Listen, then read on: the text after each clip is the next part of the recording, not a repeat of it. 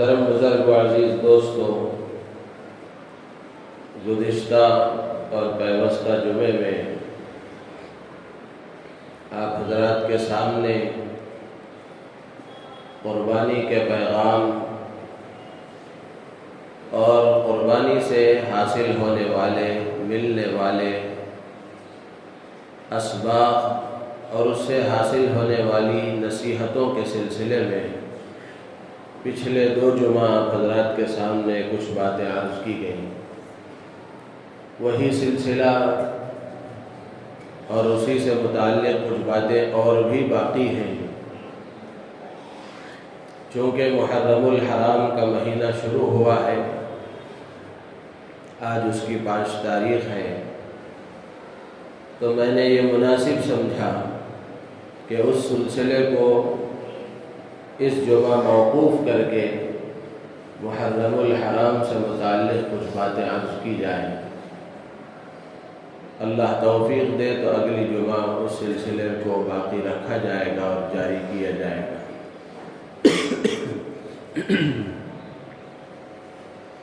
محرم الحرام کا یہ مہینہ اسلامی اور ہجری سال کا پہلا مہینہ ہے۔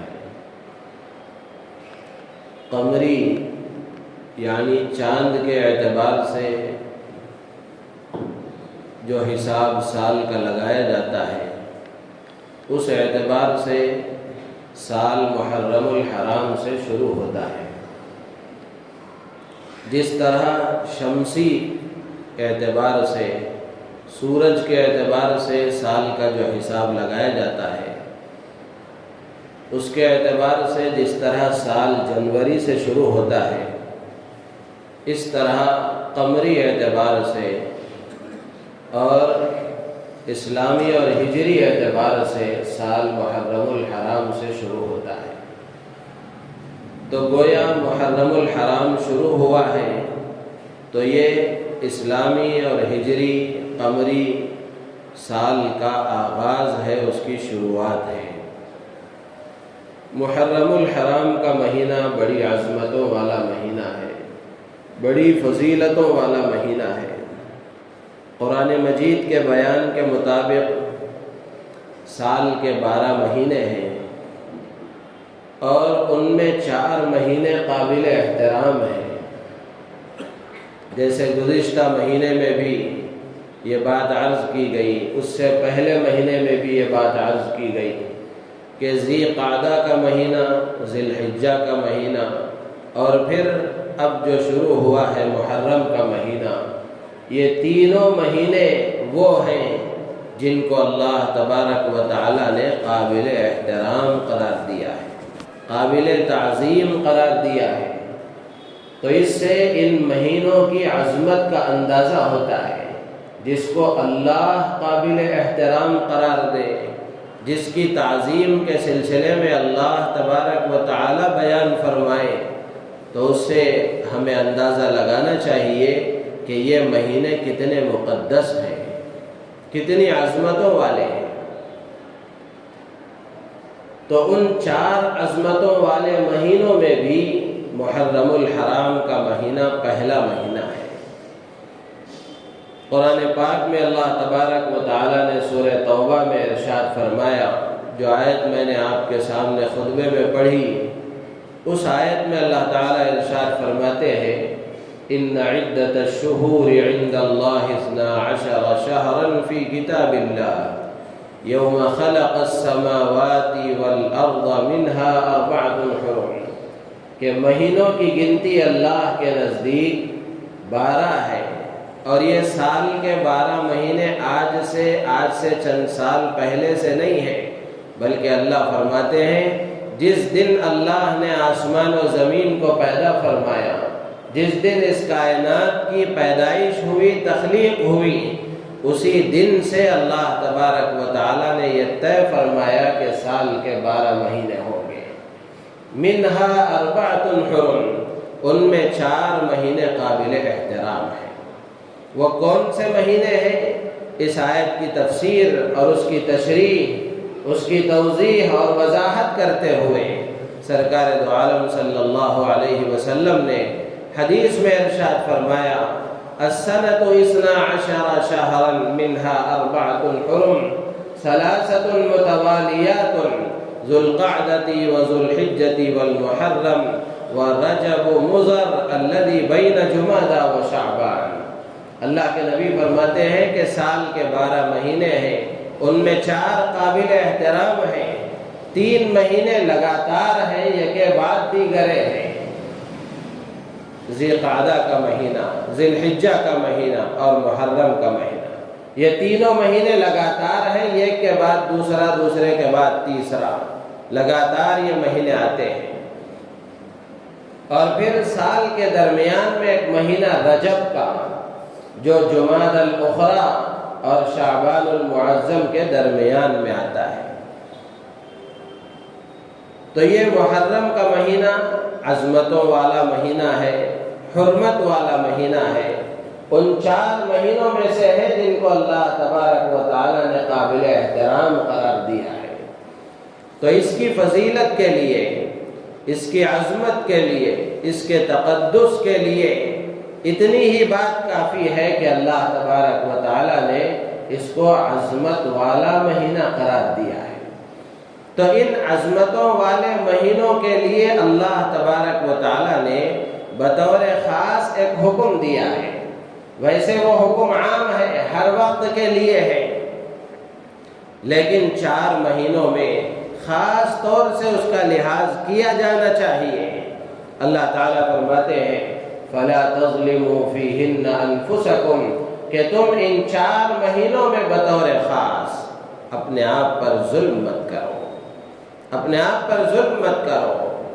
یہاں ظلم کی تفسیر 2 تفسیریں علماء مفسرین نے لکھی ہیں۔ یہ مضمون میں نے آپ حضرات کے سامنے بارہا عرض کیا ہے، امید ہے کہ آپ حضرات کو یاد ہوگی وہ باتیں کہ ظلم کی 2 تفسیریں کی گئی ہیں۔ زمانے جاہلیت میں آپس میں لڑائی جھگڑے، قتل و قتال، جنگ و جدال ہوا کرتے تھے، تو اللہ تبارک و تعالی نے حکم دیا کہ ان 4 مہینوں میں تم آپس میں لڑائی جھگڑے بند کر دو، ظلم بند کر دو، قتل و قتال بند کر دو، جنگ و جدال بند کر دو، آپس میں لڑنا جھگڑنا یہ بند کر دو۔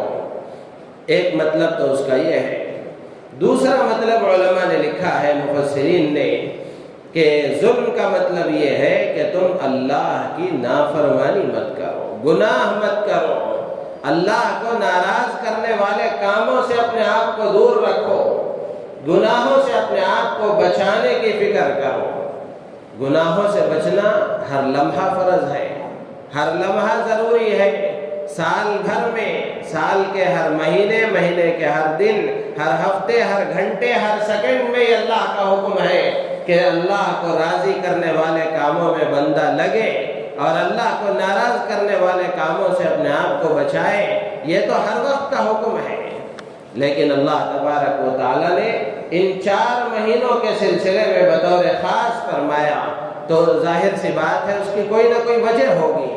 مفسرین نے لکھا ہے کہ ان 4 مہینوں میں بطور خاص ظلم سے، گناہ سے، نافرمانی سے، معصیت سے، اللہ کو ناراض کرنے والے کاموں سے بچنے کی اللہ نے جو تاکید فرمائی ہے، اس کی وجہ یہ ہے کہ جس طرح ان 4 مہینوں میں نیکیوں کا اجر و ثواب اللہ تعالیٰ بڑھا دیتے ہیں، اسی طریقے سے ان 4 مہینوں میں کیے جانے والے گناہوں کا وبال بھی بڑھ جاتا ہے، گناہوں کا وبال بھی بڑھ جاتا ہے۔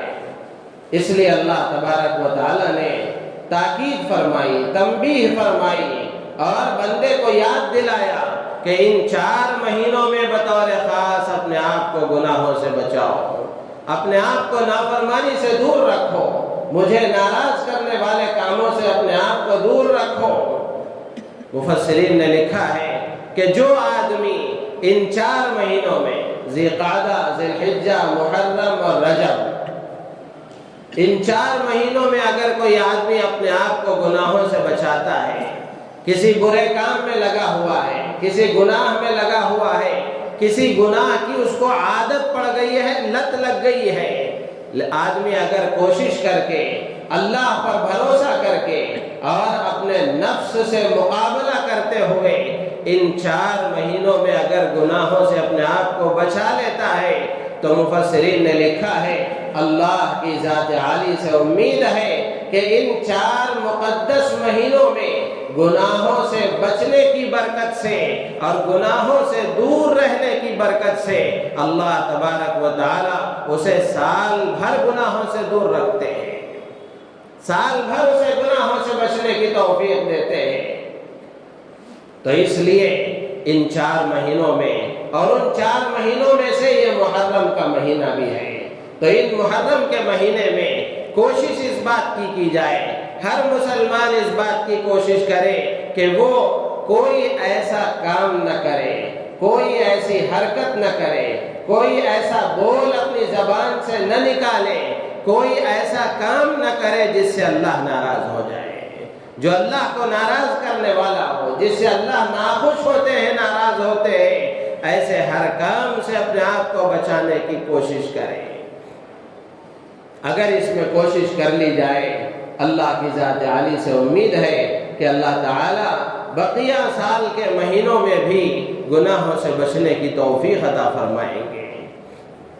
لیکن المیہ یہ ہے کہ جتنے مقدس ایام آتے ہیں، جتنے مقدس مہینے آتے ہیں، جتنے مقدس دن آتے ہیں، جتنی مقدس راتیں آتی ہیں، اور جتنے مقدس لمحات آتے ہیں، دشمنان اسلام نے اور دشمنان مسلمان نے، اللہ کے باغیوں نے اس بات کی کوشش کی ہے اور اپنی کوششوں میں کامیاب نظر آتے ہیں کہ انہوں نے اس بات کی کوشش کی کہ ہر ایسے مقدس موقع پر مسلمانوں کو بجائے اللہ کو راضی کرنے والے کاموں میں لگانے کے، اللہ کو ناراض کرنے والے کاموں کو عبادت کا لباس پہنا کر اس میں لگانے کی وہ کوشش کرتے ہیں، اور مسلمان بھولا بھالا پتہ نہیں ان کی سازشوں کا شکار ہو کر بجائے اللہ کو راضی کرنے والے کاموں کے ناراض کرنے والے کاموں میں لگ جاتا ہے۔ محرم کا مہینہ بھی اسی میں، محرم کے مہینے میں بھی آپ دیکھیں کہ نہ جانے کیسے کیسے کام ہوتے ہیں۔ مجھے اس وقت وہ باتیں عرض کرنا نہیں ہے، نہ کرنے کے کاموں کا تذکرہ کرنے سے کوئی فائدہ نہیں ہے، کرنے کے کام بتائے جائیں گے تاکہ ہم ان کرنے کے کاموں میں لگیں اور کرنے کے کام کریں۔ اللہ کی ذات سے امید ہے کہ کرنے کے کاموں کے کرنے کی برکت سے اللہ تبارک و تعالی نہ کرنے کے کاموں میں لگنے سے بچا لیں گے۔ ہمارے حضرت جی مولانا انعام الحسن صاحب رحمۃ اللہ علیہ فرمایا کرتے تھے کہ تم کرنے کے کام کرتے رہو، اللہ تعالیٰ تمہیں نہ کرنے کے کاموں میں مشغول ہونے سے بچا لیں گے۔ آدمی غلط کاموں میں اسی وقت لگتا ہے جب اچھے کاموں میں مشغول نہیں ہوتا۔ نیک کاموں میں جب آدمی اپنے آپ کو مصروف نہیں کرتا تو پھر بری صحبتوں کی وجہ سے، بری عادتوں کی وجہ سے، غلط ماحول کی وجہ سے، اور غلط دعوت کی وجہ سے، اور غلط پروپیگنڈوں کی نظر ہو جا کر آدمی غلط کاموں میں لگ جاتا ہے۔ اس لیے ہر مسلمان کی یہ ذمہ داری ہے، ہر مسلمان کو اس بات کی کوشش کرنی چاہیے کہ وہ مسلمان اپنے آپ کو پابند بنائے اس بات کا کہ وہ اچھی عادتوں کا اپنے آپ کو عادی بنائے، اچھے کاموں میں اپنے آپ کو مشغول رکھے، اچھے اعمال میں اپنے آپ کو مشغول رکھے، اچھی صحبتوں میں اٹھنے بیٹھنے کا اپنے آپ کو عادی بنائے، اور اچھا ماحول بنانے کی کوشش کرے، اچھے ماحول میں رہنے کی کوشش کرے تاکہ کسی غلط چیز کا شکار نہ ہو جائے۔ خود آدمی غلط صحبتیں اختیار کرنے اور اس کے نتیجے میں غلط عادتوں کا عادی ہو جائے اور پھر غلط کاموں میں وہ لگ جائے، غلط کام وہ کرنے لگے تو یہ اس کا قصور ہے، یہ اس کا قصور ہے۔ ورنہ تو اللہ نے اس کی تاکید فرمائی، یا ایھا الذین آمنوا اتقوا اللہ وکونوا مع الصادقین، کہ اے ایمان والو اللہ سے ڈرو اور سچے اور اچھے لوگوں کے ساتھ رہو، یہ اللہ کا حکم ہے۔ تو میرے عزیز و دوست و بزرگوں، دشمنان اسلام نے روز اول سے یہ کوششیں کی ہے کہ مسلمان ایسے مقدس مہینوں میں، ایسے مقدس ایام میں بجائے اچھے کاموں میں لگنے کے غلط کاموں کو دین سمجھ کر وہ کرنے لگے، اس کی انہوں نے پوری طریقے سے کوشش کی اور اپنی کوششوں میں کامیاب ہیں۔ تو اس لیے آج آپ حضرات کے سامنے مختصر وقت میں کچھ کرنے کے کام آپ کو بتائے جائیں گے۔ پہلی بات تو یہ ہے کہ محرم الحرام کا مہینہ فضیلتوں والا ہے، اس میں بغیر کسی تخصیص کے کثرت سے نفل روزے رکھنے کا اہتمام کیا جائے۔ اللہ کے نبی علیہ الصلوۃ والسلام نے فرمایا افضل الصیام بعد رمضان شہر اللہ المحرم، کہ ثواب کے اعتبار سے رمضان کے بعد محرم کے روزے سب سے زیادہ فضیلت والے ہیں۔ رمضان میں روزہ رکھنا یہ سب سے بڑی فضیلت والا عمل ہے، تو رمضان کے بعد محرم کے مہینے میں روزے رکھنا یہ سب سے بڑی فضیلت والا عمل ہے۔ تو اس لیے کثرت سے روزے رکھنے کا اہتمام کیا جائے۔ تو یہ کرنے کا کام ہے۔ رمضان میں جن کے روزے چھوٹ گئے، نفل روزے اگر رکھنے نہ ہو آدمی کو، تو کم سے کم جو قضا روزے ہیں تو قضا روزے رکھنے کا اہتمام کر لیا جائے۔ عموماً میں ایسے موقعوں پر عرض کیا کرتا ہوں کہ عورتیں جن کے ایام کی وجہ سے رمضان میں کچھ نہ کچھ روزے یقیناً چھوٹ جاتے ہیں، تو عورتوں کو چاہیے اپنے گھر کی مستورات کو سنائیں کہ عورتوں کو چاہیے کہ محرم الحرام کا یہ مقدس مہینہ ہے، تو اس مہینے میں وہ قضا روزے رکھ لیے جائیں، فضیلت محرم کی بھی حاصل ہو جائے گی اور ذمے میں جو فرض روزہ باقی رہ گیا ہے وہ ادا بھی ہو جائے گا۔ تو اس لیے اس میں روزے رکھنے کا اہتمام کیا جائے۔ اور دوسری بات یہ ہے کہ پورا محرم کا مہینہ فضیلت والا ہے، اس میں بھی بطور خاص عاشورے کا دن، 10 محرم کا دن یہ اور زیادہ فضیلت والا ہے۔ اس سے متعلق بھی 2 باتیں سرکار دو عالم صلی اللہ علیہ وسلم سے ثابت ہیں۔ ان 2 کاموں کے علاوہ جتنے پروپیگنڈے اور جتنی بدعات و خرافات ہو رہی ہے، اسلام سے، شریعت سے، دین سے، حضور سے اس کا کوئی تعلق نہیں ہے۔ 2 کام اللہ کے نبی نے کیا فرمائے؟ ایک تو عاشورے کے دن کا روزہ رکھنے کا اللہ کے نبی نے حکم دیا، صیام یوم عاشوراء احتسب علی اللہ ان یکفر السنۃ التي قبلہ۔ اللہ کے نبی فرماتے ہیں کہ عاشورے کے روزے کے بارے میں مجھے اللہ سے یہ امید ہے کہ اگر کوئی آدمی 10ویں محرم کا روزہ رکھتا ہے، اللہ تبارک و تعالی اس کے 1 سال کے پچھلے گناہوں کو معاف فرما دیں گے۔ تو اس لیے عاشورے کے دن روزہ رکھنے کا اہتمام کریں۔ اللہ کے نبی جب مدینہ تشریف لائے، آپ نے وہاں یہودیوں کو دیکھا کہ وہ عاشورے کا روزہ رکھتے ہیں، تو اللہ کے نبی نے پوچھا کہ تم روزہ کیوں رکھتے ہو؟ تو انہوں نے کہا کہ ہم اس لیے روزہ رکھتے ہیں کہ محرم کا یہ 10ویں تاریخ ہی تھی محرم کی، جس میں اللہ تبارک و تعالیٰ نے حضرت موسیٰ علیہ السلام کو فرعون جیسے ملعون اور ظالم سے نجات عطا فرمائی، اور اس کو اور اس کی قوم کو اللہ نے دریا میں غرق کر دیا، ڈبا دیا۔ حضرت موسیٰ علیہ السلام اس شکرانے میں روزہ رکھا کرتے تھے، اس لیے ہم بھی روزہ رکھتے ہیں۔ اللہ کے نبی نے فرمایا تم سے زیادہ موسیٰ کی نسبت ہم سے ہے، ہم موسیٰ سے زیادہ تعلق رکھتے ہیں۔ تو اللہ کے نبی نے حکم دیا کہ 10ویں محرم کا روزہ رکھا کرو۔ صحابہ کی تربیت اللہ کے نبی نے کیسے فرمائی تھی؟ صحابہ نے جب دیکھا کہ یہاں یہودی بھی روزہ رکھتے ہیں، ہم بھی روزہ رکھتے ہیں، تو اس میں یہودیوں کے ساتھ مشابہت ہو جاتی ہے، جبکہ اللہ کے نبی نے حکم دیا ہے کہ یہود و نصارہ کے ساتھ مشابہت اختیار نہیں کرنی چاہیے۔ اللہ کے نبی علیہ السلام کی تربیت پر قربان جائیں، اللہ کے نبی نے صحابہ کی تربیت ایسی فرمائی کہ عبادتوں میں ہونے والی مشابہت پر بھی اللہ کے نبی کے صحابہ نے حضور سے پوچھا ہے اللہ کے نبی یہودی بھی روزہ رکھتے ہیں، ہم بھی روزہ رکھتے ہیں، دونوں کے درمیان میں مشابہت ہو جاتی ہے۔ اللہ کے نبی نے فرمایا خالق الیہود صوموا یوما قبلہ او یوما بعدہ۔ اللہ کے نبی نے فرمایا کہ یہودیوں کی مخالفت کرو، یعنی ان جیسی مشابہت اختیار نہ کرو، بلکہ آئندہ ایسا کرو یا تو 10 سے پہلے 9ویں محرم کا روزہ رکھ لیا کرو یا اس کے بعد 11ویں محرم کا روزہ رکھ لیا کرو۔ میرے عزیز و دوست بزرگ اندازہ کریں کہ غیروں کی मुशाबहत से कहाँ तक बचने का हुक्म दिया गया है। इबादतों में भी मुशाबहत से अल्लाह के नबी अलैहिस्सलाम ने मना फरमाया है। आज हमारा लिबास भी यहूदी और नसारा जैसा, हमारा उठना बैठना भी उनके जैसा, खाना पीना भी उनके जैसा, रहन सहन उनके जैसा, हमारा लिबास, हमारा चेहरा, हमारे 24 घंटे की जिंदगी हमने उनके जैसी बना ली है। अल्लाह की रहमत कब उतरेगी हमारे ऊपर?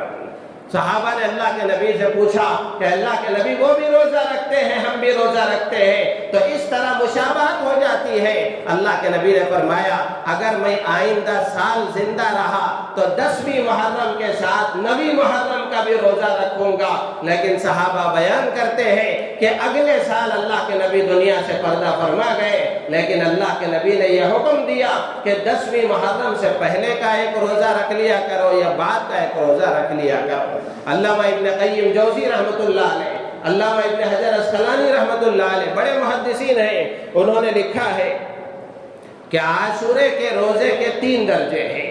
सबसे अदना दर्जा ये है कि आदमी अगर मजबूर है, उसकी तबीयत पर इतना तहम्मुल वो नहीं कर सकता कि 2 दिन रोजा रखे, 3 दिन रोजा रखे, तो सबसे अदना दर्जा ये है कि कम से कम 10वीं मुहर्रम का रोजा रख ले। और उसके बाद का दर्जा ये है कि आदमी 10 के साथ या तो 9 को मिला ले या तो 11 को मिला ले। और सबसे आला दर्जा ये है कि आदमी तीनों दिन रोजा रख ले, इसलिए कि मुहर्रम के महीने में रोजा रखने की फजीलत है। और नफिली रोजे आदमी जितना रखे उतना ज्यादा उसके लिए सवाब है।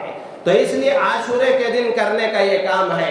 लेकिन दुश्मनान इस्लाम ने कैसी अजीब साजिशें की है, इसमें रोजा तो नहीं रखा जाता बल्कि और ज्यादा न जाने क्या क्या पका कर, क्या क्या बनाकर खिलाया पिलाया जाता है। हुजूर फरमाते हैं रोजा रखो, और हम कहते हैं कि नहीं, इस वक्त में शरबतें पिलानी चाहिए, इस वक्त में वो खिलाना चाहिए, इस वक्त में वो करना चाहिए। बताए नबी, हम अल्लाह के नबी हुक्म देते हैं कि रोजा रखा करो, और हमारा अमल बताता है कि शरबत पिलाना चाहिए। तो इसलिए आशूरे के दिन करने का एक काम यह है। दूसरा काम यह है कि आशूरे के दिन 10वीं मुहर्रम अगर कोई आदमी अपने आप पर, अपने अहलो अयाल पर खर्च करने में वुसाअत करता है, यानी उसकी जो हैसियत है कर्ज वगैरह लेकर नहीं, बहुत ज्यादा इसराफ नहीं, बल्कि अपनी हैसियत के एतबार से आदमी आम दिनों के मुकाबले में थोड़ा वुसाअत के साथ खर्च करता है, तो ये 10वीं मुहर्रम के दिन वुसाअत के साथ अपने आप पर, अपने अहलो अयाल पर खर्च करना, ये साल भर खैर व बरकत का जरिया है। अल्लाह के नबी ने फरमाया मन वस्सअ अला अहलिही यौम आशूरा वस्सअ अल्लाहु अलैहि साइर सनती। अल्लाह के नबी फरमाते हैं कि जो आशूरे के दिन अपने आप पर, अपने अहलो अयाल पर वुसाअत के साथ खर्च करता है, अल्लाह ताला साल भर उसको वुसाअत अता फरमाते हैं, साल भर उसकी रोजी में बरकत अता फरमाते हैं। तो इसलिए करने का यह दूसरा काम है। सहाबा में हजरत अब्दुल्ला इब्न मसऊद रजी अल्लाह तआला अन्हु है, हजरत जाबिर इब्न अब्दुल्लाह रजी अल्लाह तआला अन्हु है, और मुहद्दिसीन में हजरत हजरत सुफियान इब्न उयैना है, और इसी तरह यहया इब्न सईद कत्तान है। ये हजरात फरमाते हैं कि अल्लाह के नबी के इस इरशाद पर हमने अमल किया, उसका तजर्बा किया, तो हमने अल्लाह के नबी के इरशाद को सही पाया, यानी वुसाअत के साथ खर्च करने की बरकत से अल्लाह तबारक व तआला ने साल भर हमें वुसाअत अता फरमाई। तो इसलिए आशूरे के दिन करने का एक काम ये है। और उसी तरह आखिर में एक बात अर्ज करके मैं अपनी बात खत्म करूंगा। ये इस्लामी साल का आगाज है, ये इस्लामी साल का आगाज है। जैसे ही साल शुरू होता है, चाहे वो जनवरी का हो या फिर मुहर्रम का हो, तो लोगों को बड़ा एहतमाम होता है मुबारकबादी देने का, मुबारकबादी देने का, और साल के बदलने के बाद इंतजार होता है उनको कि मुबारकबादी दी जाए। कुछ अशार में आपके सामने, उसी में सारे पैगाम है, उसी अशार के जरिए से आपको ये पैगाम दूंगा कि साल की शुरुआत है तो हमें क्या करना चाहिए। एक शायर कहता है कि कुछ खुशियां, कुछ आंसू देकर टाल साल गया, कुछ खुशियां कुछ आंसू देकर टाल गया, जीवन का एक और सुनहरा साल गया। एक साल जिंदगी से खत्म हो गया। फिर आगे शायर कहता है एक साल गया, एक साल नया है आने को, अब तो आ गया है। एक साल गया, ایک سال نیا ہے آنے کو، پر وقت کا اب بھی ہوش نہیں دیوانے کو، یعنی اب بھی اس کو خیال نہیں ہے کہ میری زندگی کا ایک سال گزر چکا ہے اور ایک سال میں دنیا سے ہٹ کر کے قبر کے قریب ہو چکا ہو، اس کا ہوش آدمی کو نہیں ہے، اس کی عبرت اور اس کی نصیحت حاصل کرنے کے آدمی کو فکر نہیں ہے، اس کے بجائے مبارکبادیاں دینے میں آدمی لگا ہوا ہے۔ شاعر کہتا ہے مبارکبادی کے سلسلے میں، کسی کو سال نو کی کیا مبارکباد دی جائے، کسی کو سال نو کی، نئے سال کی، کسی کو سال نو کی کیا مبارکباد دی جائے۔ کیلنڈر کے بدلنے سے مقدر کب بدلتا ہے؟ کیلنڈر بدل جانے سے مقدر نہیں بدلتا، بلکہ آدمی کو آدمی کے بدلنے سے، اس کے اعمال کے بدلنے سے مقدر بدلتا ہے۔ اسی لیے دعائیہ جملہ شاعر کہتا ہے، نہ کوئی رنج کا لمحہ کسی کے پاس آئے۔ اب جو نیا سال شروع ہوا ہے تو شاعر کہتا ہے اللہ کرے کہ یہ سال ہمارا خوشیوں بھرا گزرے، لمحہ ہمارے پاس کوئی غم کا، پریشانی کا نہ آئے، نہ کوئی رنج کا لمحہ کسی کے پاس آئے، خدا کرے کہ نیا سال سب کو راس آئے، یعنی سب کے لیے وہ اچھا رہے۔ تو کیا کرنا چاہیے نئے سال میں؟ شاعر کہتا ہے نئے سال میں پچھلی نفرت بھلا دیں، نئے سال میں پچھلی نفرت بھلا دیں، چلو اپنی دنیا کو جنت بنا دیں۔ جہاں نفرتیں ہوتی ہیں وہ گھر جہنم ہے، وہ معاشرہ جہنم ہے۔ جہاں آپس میں محبتیں ہیں وہ گھر جنت کا نمونہ ہے، وہاں سب آپس میں ایک دوسرے کے خیر خواہ ہیں۔ تو اس لیے اب کے بار مل کے یوں سال نو منائیں گے، اب کے بار یوں مل کے سال نو منائیں گے، رنجشیں بھلا کر ہم نفرتیں مٹائیں گے۔ تو اس لیے یہ سال نو، نیا سال، اسلامی سال شروع ہوا ہے، تو ہر مسلمان کو اس بات کا عزم اور اس بات کا مضبوط ارادہ کرنا چاہیے کہ یہ سال ہمارا اللہ کو خوش کرنے والوں کاموں میں گزرے، اللہ کو ناراض کرنے والے کاموں سے ہم اپنے آپ کو دور رکھیں۔ اس کی مجھے اور آپ کو اور پوری امت کو فکر کرنی چاہیے۔ اللہ تعالیٰ سے دعا ہے اللہ تعالیٰ اس مقدس مہینے کو صحیح کاموں میں گزارنے کی ہم سب کو توفیق عطا فرمائے، غلط کاموں سے بچنے کی، اللہ کو ناراض کرنے والے کاموں سے بچنے کی اللہ تعالیٰ مجھے آپ کو پوری امت کو توفیق عطا فرمائے۔ آمین وآخر دعوانا الحمدللہ رب العالمین۔